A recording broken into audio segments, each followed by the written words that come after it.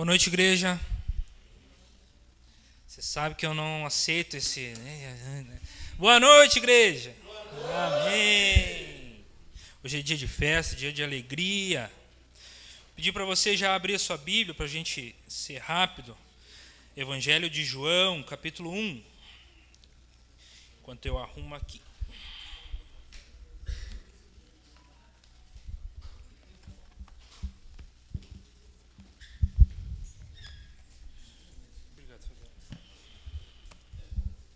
Evangelho de João, capítulo 1.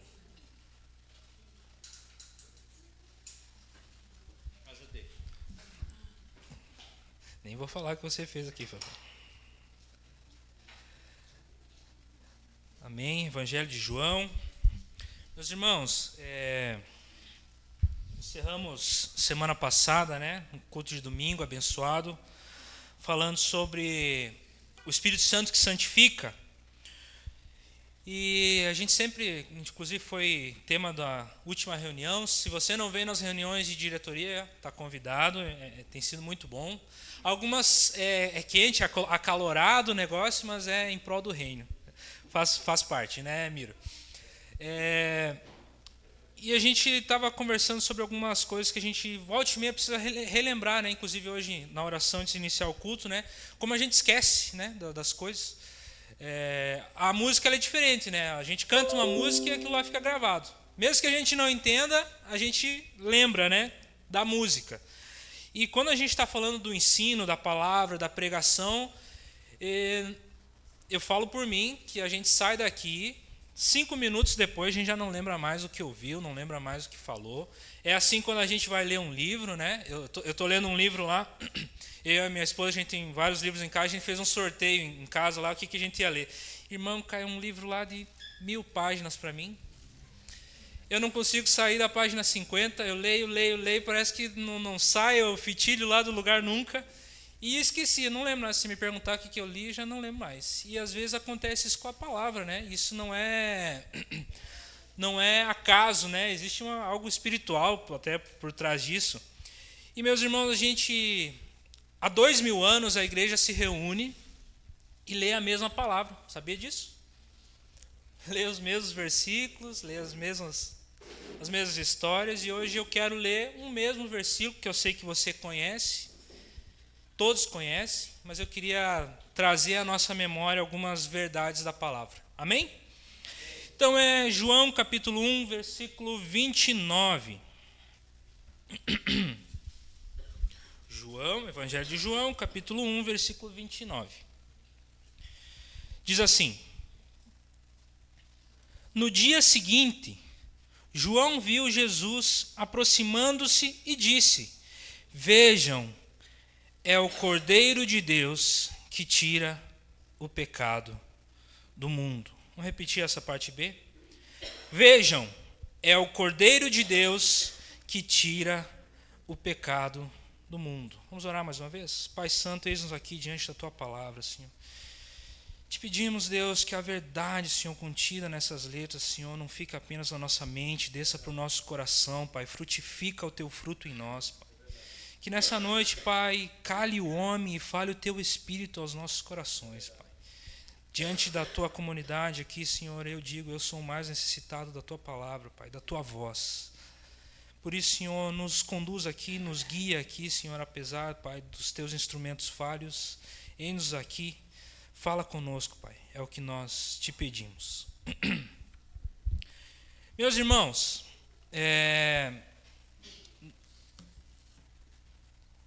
essa afirmação de João Batista de que Jesus é o Cordeiro de Deus que tira o pecado do mundo, a gente tem uma tendência por conhecer, estar familiarizado com a palavra, passar por isso aqui, e já vai para o próximo versículo, Se torna quase como algo simples, mas não é.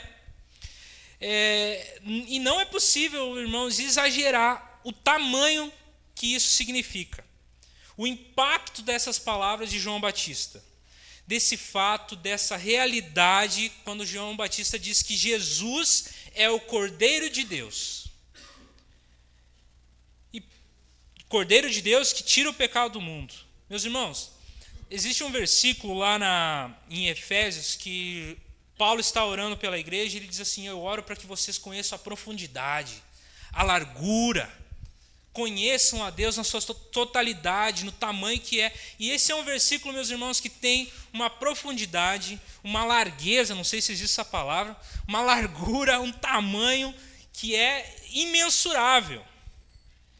Principalmente, meus irmãos, para quem entendeu, para quem recebeu a revelação do Espírito Santo de que Jesus é o Cordeiro de Deus que tira o pecado do mundo. Essa afirmação de João Batista, ela é revolucionária, meus irmãos, revolucionária. Porque pensa bem, imagina as outras religiões do mundo. Eu sei que você conhece algumas religiões que pensam a divindade, pensam os seus cultos, as suas ofertas, as suas oferendas, o seu modo de cultuar, que tem uma visão. E quando João Batista diz que Jesus é o Cordeiro de Deus que tira o pecado do mundo, é como se ele pegasse tudo isso que as religiões pensam, coloca dentro de uma caixa, chacoalha a caixa e vira de ponta cabeça. Vira de ponta cabeça.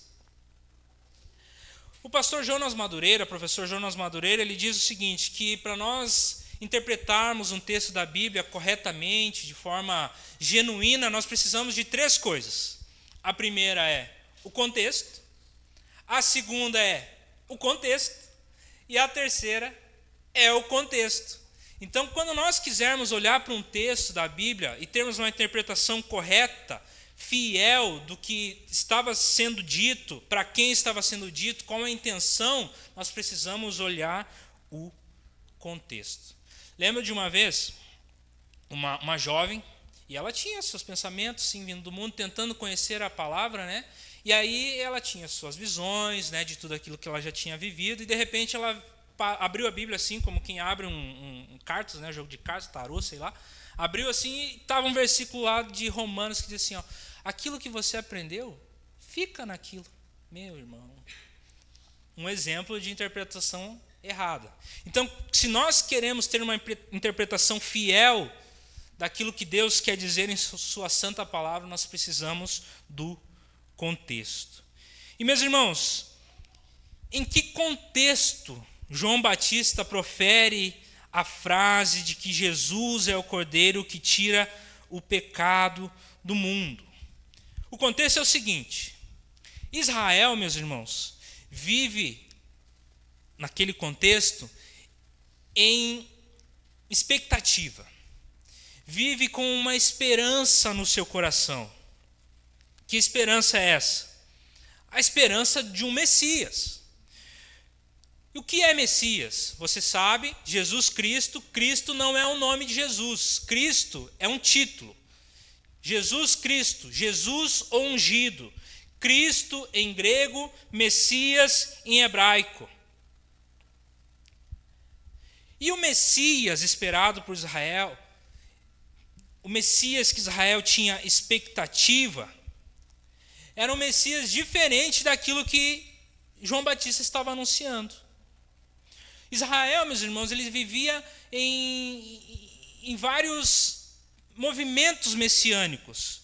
Alguns deles, escritos pelo historiador Flávio Josefo, citam tal de Judas o Galileu, que ele dizia o seguinte: por volta do ano 6 depois de Cristo, Jesus Cristo então tinha 6 anos de idade, esse tal de Judas, ele lidera uma revolta contra o Império Romano e não queria mais pagar impostos. Ele diz o seguinte: nós não vamos mais pagar impostos para Roma porque o único Deus verdadeiro, o único rei verdadeiro é Deus.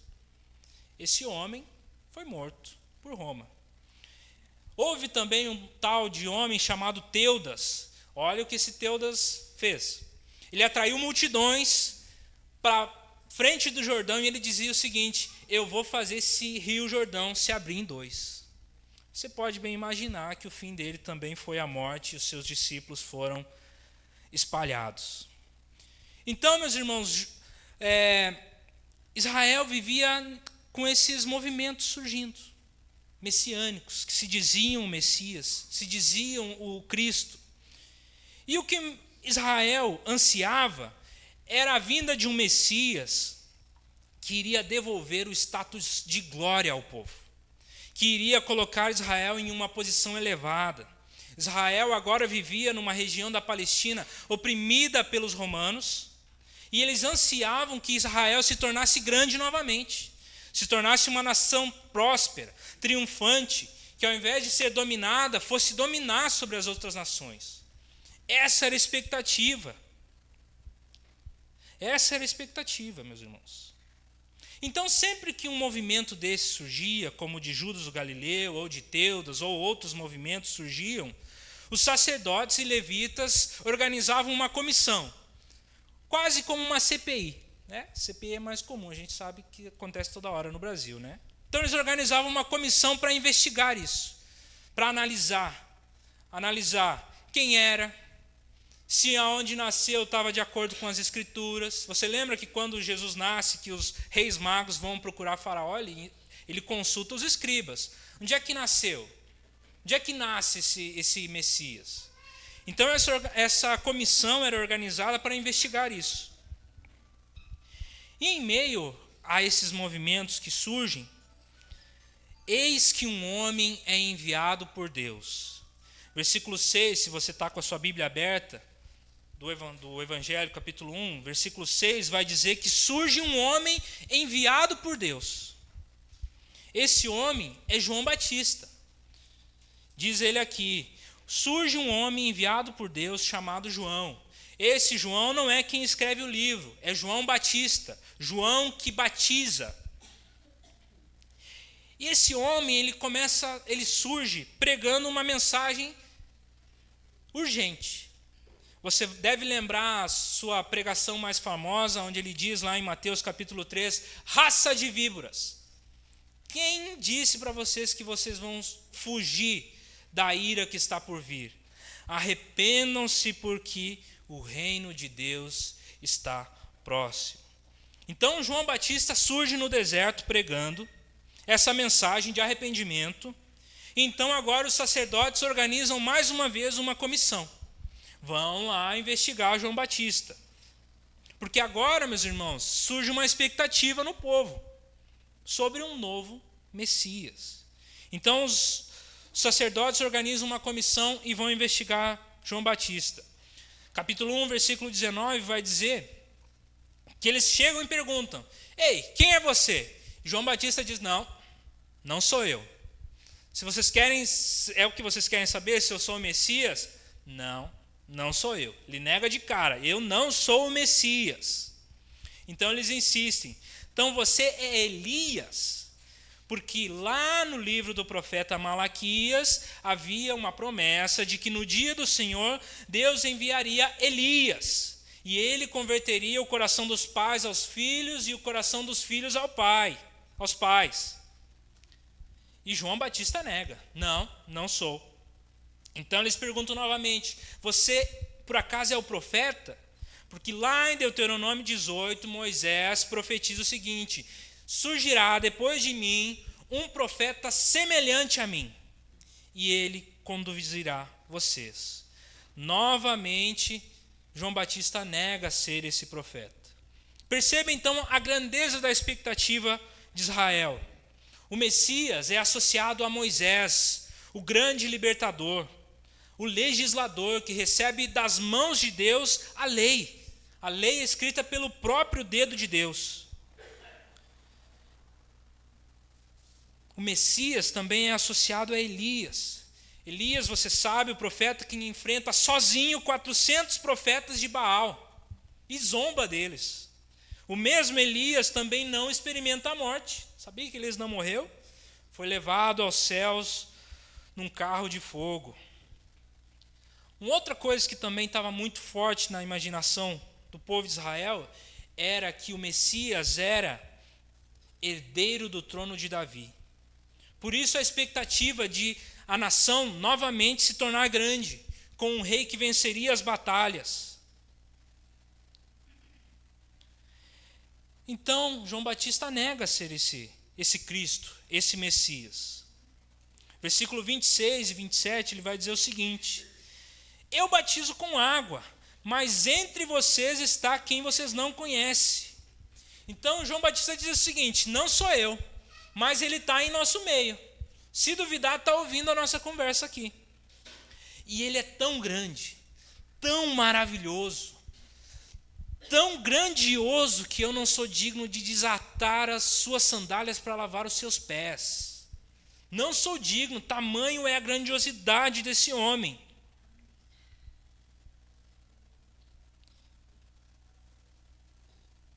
Versículo 26, então, João Batista diz que ele está entre eles.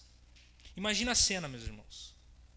Enquanto João Batista está sendo interrogado, está sendo examinado, avaliado pelos líderes religiosos, Jesus aparece. Então João Batista diz: ali está, é ele. Só que João Batista diz o seguinte: eis o Cordeiro de Deus que tira o pecado do mundo.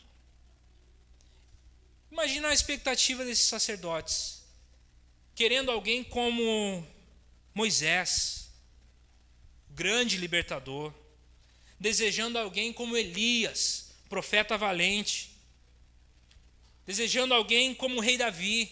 E João Batista: eis ali o Cordeiro. Cordeiro. João Batista, nós não estamos esperando um cordeiro. Nós não queremos um cordeiro. Nós estamos esperando o leão da tribo de Judá. Alguém que vai despedaçar Roma. Esperamos alguém que vai vencer os nossos inimigos. Esperamos um rei, um conquistador, um libertador. Eis que surge então João Batista e diz: não, eis ali o Cordeiro de Deus. E olha, meus irmãos, se tem um povo que entende de cordeiro, é o povo de Israel. Mas cordeiro é justamente aquilo que eles não esperavam. Por quê? Cordeiro é um animal inofensivo, manso, silencioso. Cordeiro é um animal que eles criavam para ser sacrificado. Não tinha outra função, não. Não é um animal que vence pela força. Não é um animal que conquista, que domina sobre outra espécie, não.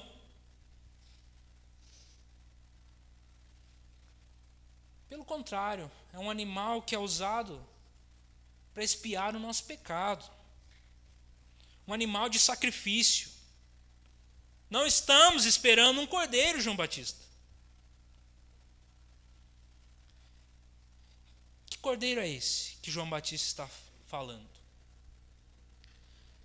Para entender um pouco disso, nós vamos ter que voltar.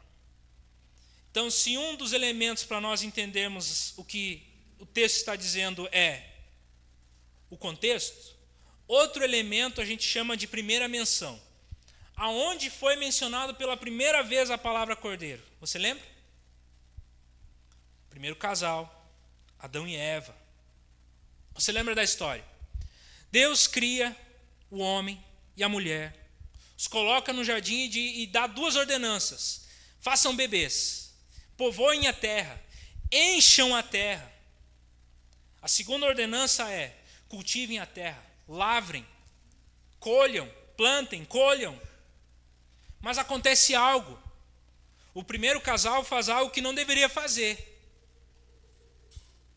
Então agora surgem duas maldições. A primeira para a mulher é que agora você dará à luz com dores. A segunda para o homem é que se você quer comer, você vai ter que suar. Se você quer colher, você vai ter que suar. E quando você colher, vai ter ainda espinho, vai ter veneno.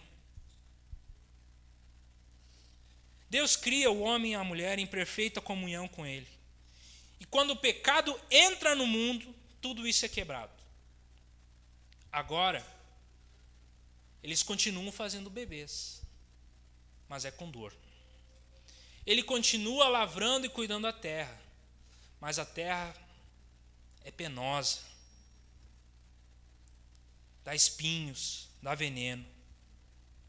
Quando o pecado entra, a comunhão com Deus é quebrada, a criação é afetada, entra a dor, entra sofrimento, entra a morte, entra culpa e entra vergonha. Você vai lembrar que quando Deus entra no jardim, homem e mulher se escondem. Quando Deus os questiona, ele diz: estávamos nus, por isso nos escondemos. Quando eles percebem que estavam nus, eles tentam cobrir a própria vergonha, fazendo roupas com folhas de figueira. E é exatamente isso que o pecado faz conosco, meus irmãos. Ele nos coloca numa condição de vulnerabilidade, de vergonha, de culpa, de sofrimento, de separação de Deus. Agora estamos nus diante da ira de Deus. Não existe nada entre nós e Deus. E aí, nessa história, surge a primeira sombra do Evangelho. Você vai lembrar que Deus agora traz roupas feitas com pele de cordeiro para o primeiro casal. O homem tentou se cobrir com folhas. Então Deus providencia roupas com pele de cordeiro. E para que houvesse essa roupa, um animal precisou morrer. Entre Deus e a vergonha do homem, entre Deus e a nudez do homem, agora existe um cordeiro. Existe um sangue que foi derramado. Existe um sacrifício. A próxima menção que nós vamos encontrar sobre cordeiro está na história de Abraão e Isaque. Você lembra de Abraão?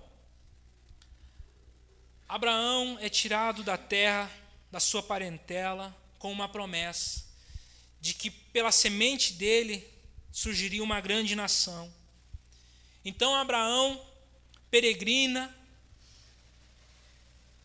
por aquela terra até alcançar essa promessa.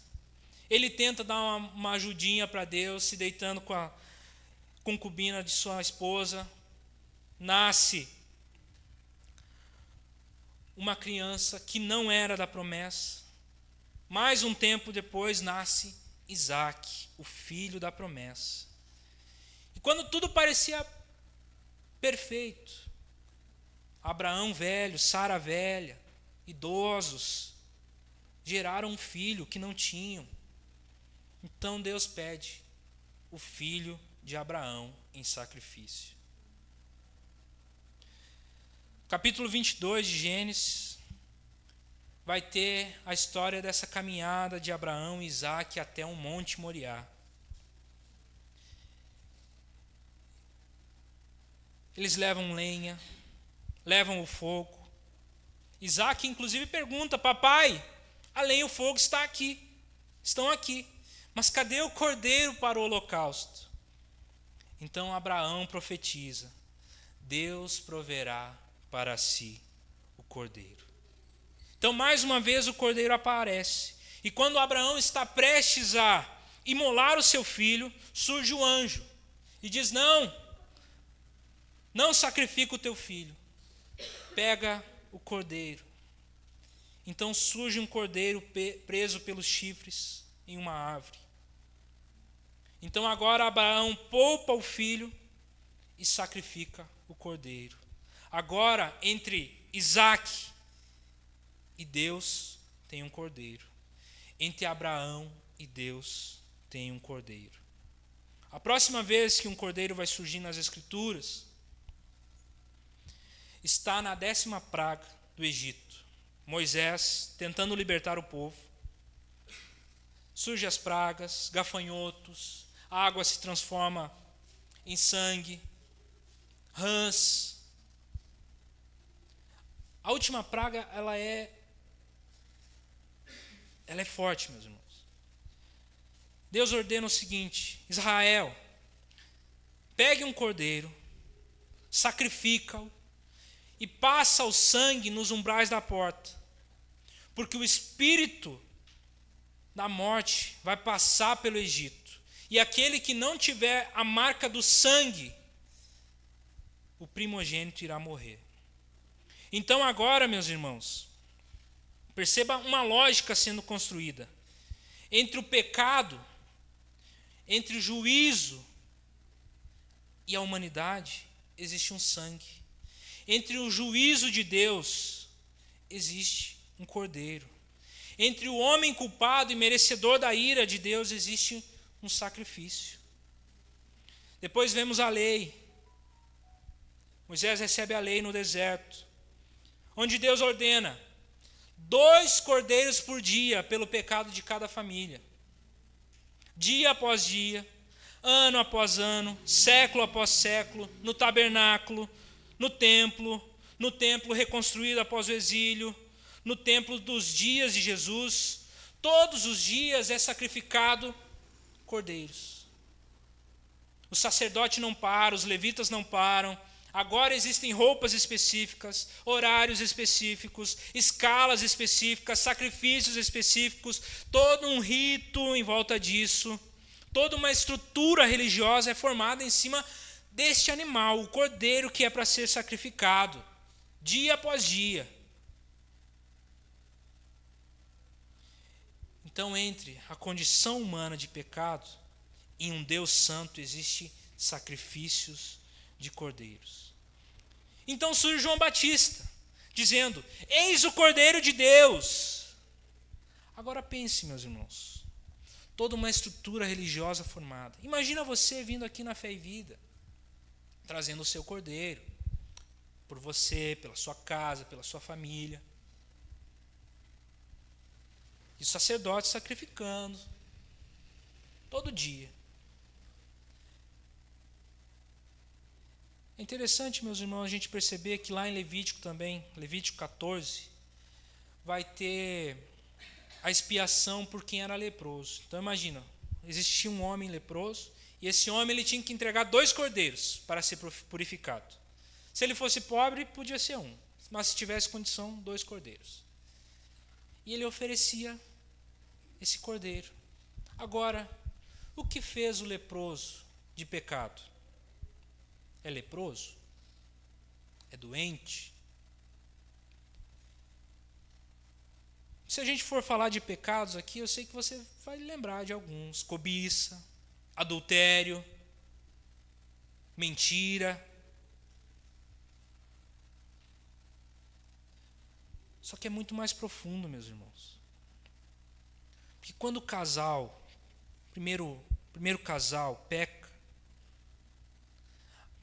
uma condição é imposta a nós.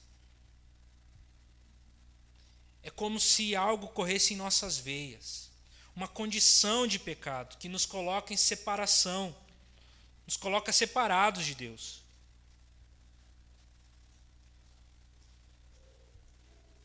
Imagina, meu irmão, você trazendo aqui o seu cordeiro, e nós aqui, presbitério, diretoria, vamos analisar lá na família Barizon, trouxe desse mês, ok, vai ter o pecado perdoado. Família Silva, ok, família Queiroz, não trouxe os cordeiros, não, esses aqui estão fora. Esse mês não vai estar perdoados os pecados. Então imagina, toda uma estrutura. Quem sabe você não trouxe cordeiro, não tinha onde ter um cordeiro? Dá o seu dinheiro aqui, a gente compra aqui.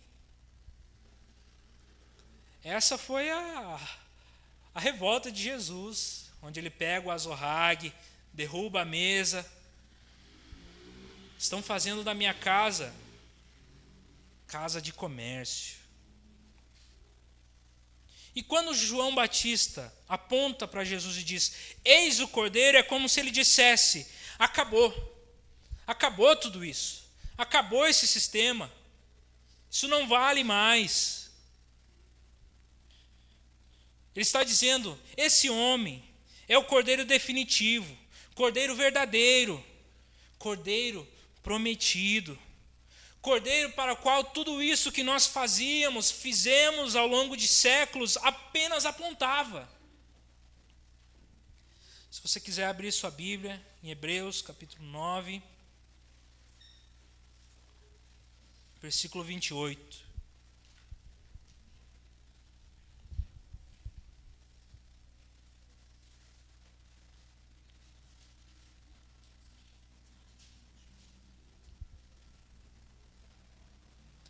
Vai dizer o seguinte: que Cristo foi oferecido uma única vez para tirar o pecado de muitos. E aparecerá uma segunda vez, não para tirar o pecado, mas para trazer salvação aos que o aguardam. Alguns versículos mais à frente, capítulo 10, versículo 10, vai dizer o seguinte: pelo cumprimento dessa vontade de Deus, fomos santificados por meio do sacrifício do corpo de Jesus Cristo, oferecido uma vez por todas. Dia após dia, todo sacerdote apresenta-se para exercer os seus deveres religiosos repetidamente, oferecendo os mesmos sacrifícios, que nunca removem pecados. No entanto, Jesus acabou de oferecer um único sacrifício pelos pecados, que é válido para sempre, e se assentou à direita de Deus. Imagine, meus irmãos, o sistema religioso. Porque Jesus Cristo, além de ser o sacrifício, o cordeiro, ele também é o sacerdote. Um sistema religioso onde, dia após dia, sacerdote nunca para. Os levitas nunca param. Existe rito, existe o culto. Não há descanso. A palavra de Deus vai dizer que Jesus se oferece em sacrifício. À medida que ele é o sacrifício, ele também é o sacerdote. Quando ele oferece o sacrifício, ele se assenta. Os sacerdotes do Antigo Testamento nunca sentavam. Não havia descanso. Mas agora Jesus Cristo oferece um único e suficiente sacrifício. E se assenta. Amém? Eu já queria, nesse momento, pedir para os irmãos que vão servir a ceia estar aqui na frente. Os casais que vão servir a ceia, se alguém puder chamar as crianças para participar desse momento. É interessante, meus irmãos, também observar que alguns capítulos após, ou melhor, um capítulo após João Batista apontar para Jesus e dizer que ele é o Cordeiro de Deus que tira o pecado do mundo, capítulo 2, você vai lembrar,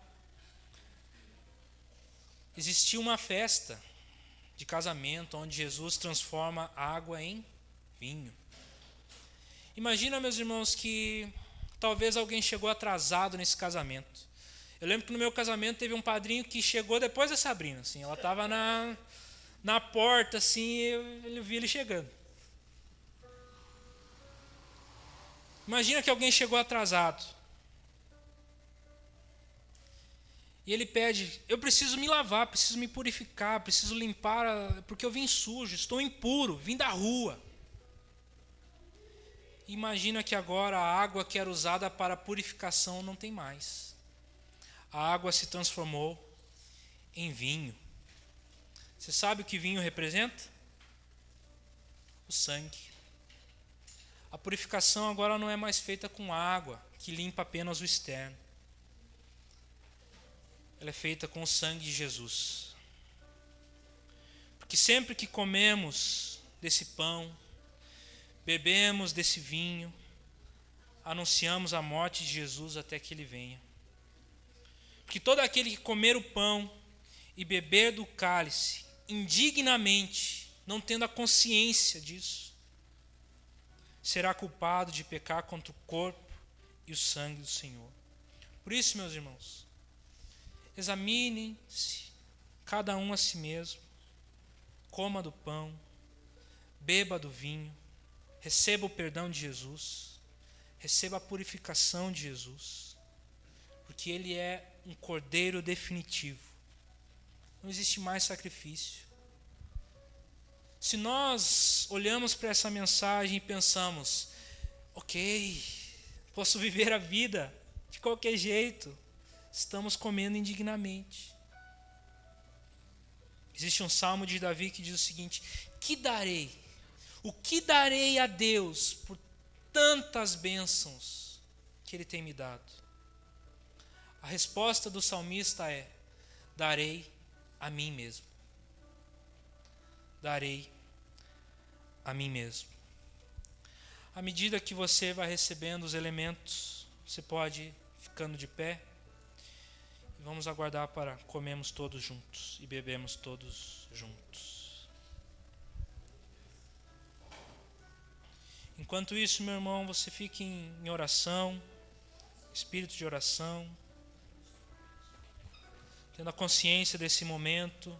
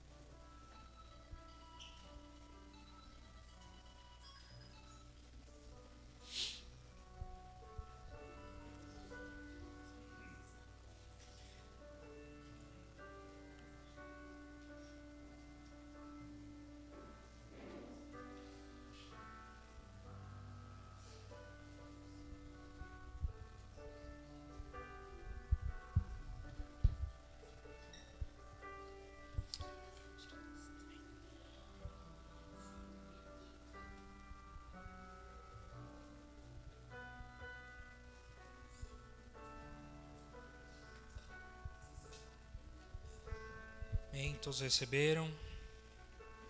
Vamos orar? Vou esperar os irmãos aqui chegarem.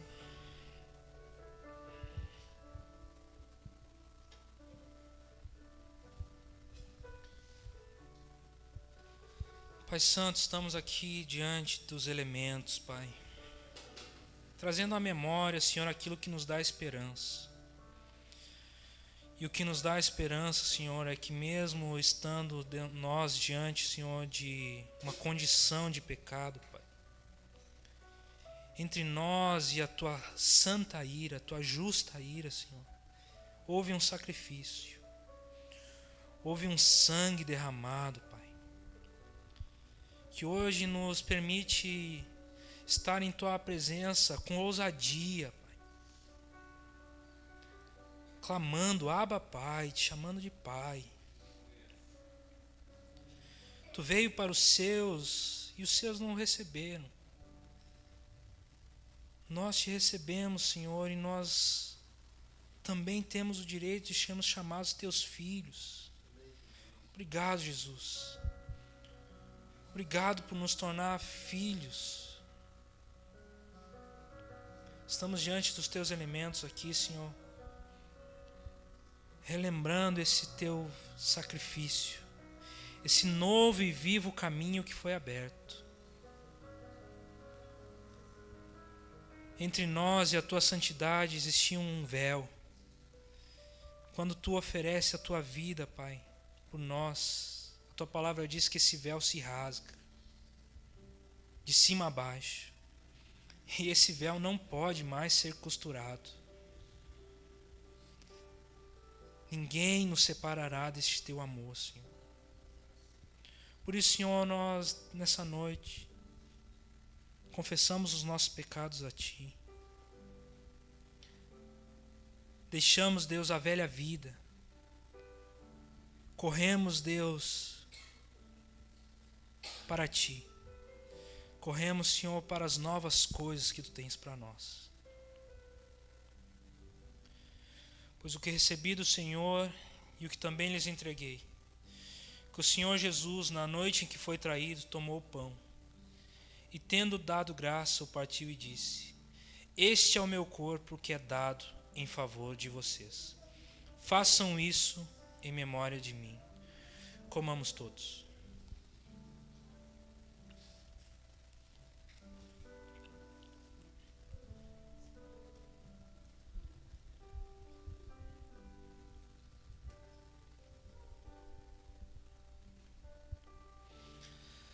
Da mesma forma, depois da ceia, ele tomou o cálice e disse: Este cálice é a nova aliança no meu sangue. Façam isto sempre que o beberem em memória de mim. Bebamos todos.